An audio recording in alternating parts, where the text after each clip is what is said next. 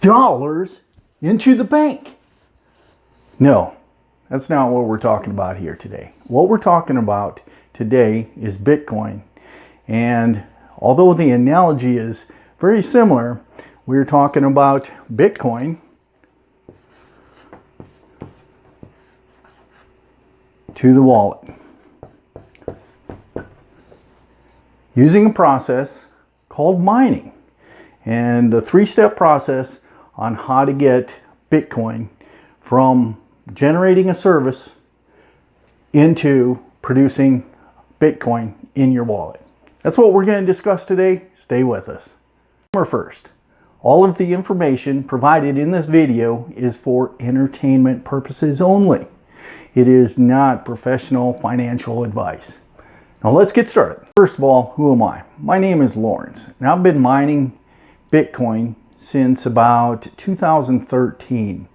A financial advisor friend of mine says, Lawrence, I know you're not too much into investing, but with your engineering background, you might be interested in this Bitcoin mining thing that's going on here. I don't know much about it, but I know you'll dig into it and get to the bottom of it.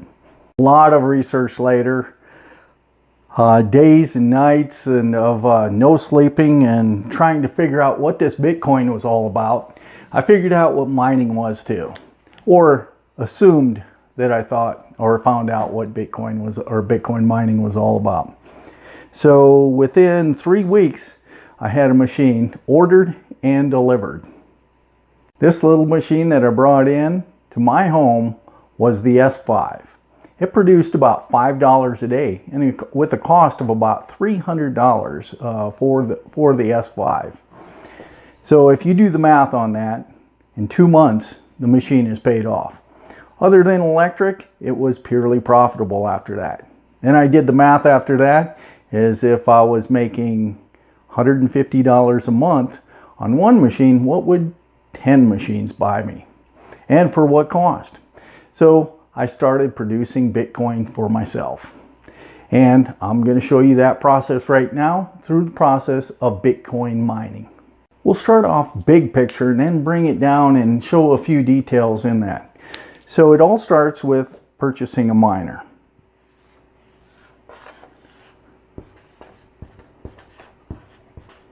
Okay, and I prefer ASIC miners currently. There are different types of miners out there. We'll go through some of those details out there, but I prefer ASIC for their profitability right now. Then you have your pools. I could mine all by myself right here, and that is called solo mining. But the likelihood could be you gain some Bitcoin within a couple of weeks, or a couple of years, or maybe 5 years, or maybe 10 years. You never know. This way here, if I mine with hundreds, thousands, 100,000s, or millions of other miners, whenever somebody in that pool gets the Bitcoin, they share it with everybody equally based upon how much hash power that their miner produces for the pool. Once the pool finds Bitcoin, your portion is sent to your wallet.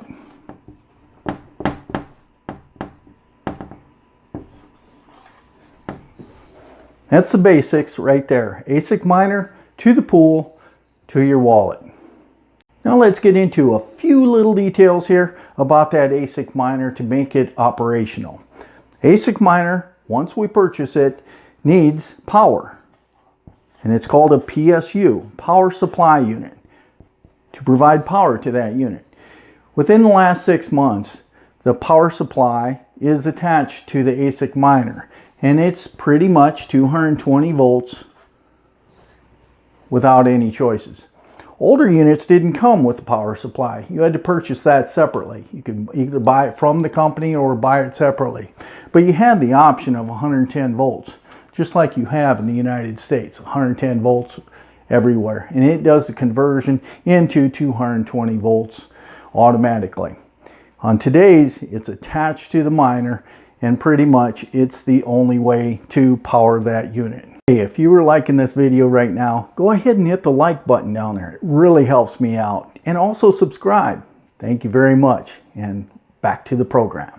Note to make right now is I will give you the details for each one of these, the ASIC miner, the pool, and also the wallet, the exact details which I prefer, which company to use at the end of this video. So stay tuned for that portion. Other operational need you need for the ASIC miner is internet. You need to have continuous internet for the ASIC miner to keep it operational, so it can continuously mine and process transactions for the pool. Now let's talk a few details about the pool. The pool takes inputs from several different miners all around the world, to include our miner. The pool then combines all of that hashing power. Let's talk a little bit about the pool. When I have my ASIC miner, I tell it to mine onto this pool. The pool then asks me, well, if we have Bitcoin that is produced within the pool, where do you want me to send it? And I give them the wallet. It receives this inputs from miners all over the world and distributes it out to wallets all over the world. For doing this process, taking all of these miners' inputs and submitting them out to the wallets, they require a fee. So this is usually 1 to 3% of the Bitcoin that is produced. They take their 1 to 3% and then distribute the rest of it out to the different ASIC miners and their hash power proportionally. Now let's talk a little bit about the wallet. Most importantly is security.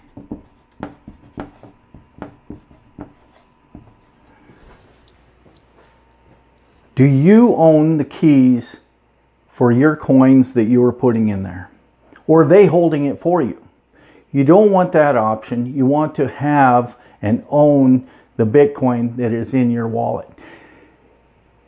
If it isn't, it's just like the banks currently. If the banks, you take your dollars right now and put them in the bank. Who owns the dollars? You think you do, but you don't. The bank owns those dollars. If they choose to close your account and pay you out 3 days later, or a week later, or a month later, that's their choice, not yours. You don't own those dollars. Once you hand the dollars over to the banks own the dollars.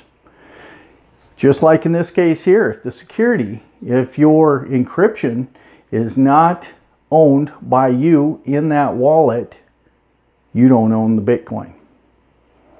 The next is probably ease of use.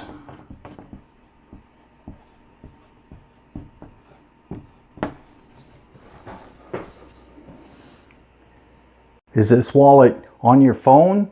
Is it on your computer? Is it on both? Going back to security, is it a hardware wallet? Is it easy to use? Do you like the wallet itself?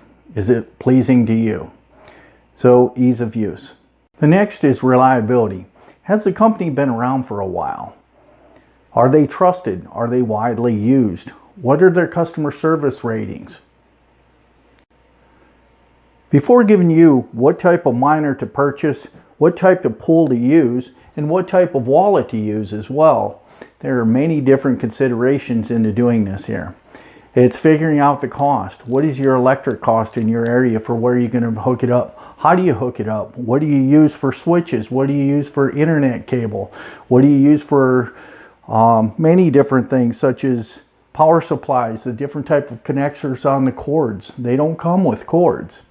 On the pools, you have to take the information from the pools and program it into the miners. Do you know how to do that? There's YouTube videos out there that show you most of these details, but you have to figure it all out and get it all right, or none of it works. The wallets out there. I can give you a good wallet, but do you know how to transact to it? Do you know how to use that wallet? Do you know how to back it up? There are many different details. If you know someone that's a miner, talk to them, see what they do. There's a lot more to a miner, such as heat, noise, vibration. You have to keep it cool. There's a lot of considerations. This is an expensive machine now. Back in the day when I first started mining, they were about $300. You'll pay well up into $3,000 now, and if Bitcoin price goes up, you can pay anywhere from $5,000 to $6,000 for the same miner. Now, for that key information that I promised that I would get to you from the beginning of this video is the Edge wallet. Due to its portability and reliability, it has been a great company to deal with. The Edge wallet, you can actually call people and talk to them about it. It used to be Airbits, if you remember that one a few years ago, but they converted over to the Edge wallet, which is a lot more secure than it even used to be. So the Edge wallet is my preference for the most portable wallet that you can have, and it's free of charge. Just download it onto your phone. That's it for me today. I hope you learned a lot about Bitcoin mining, and lockjaw, and I'm out.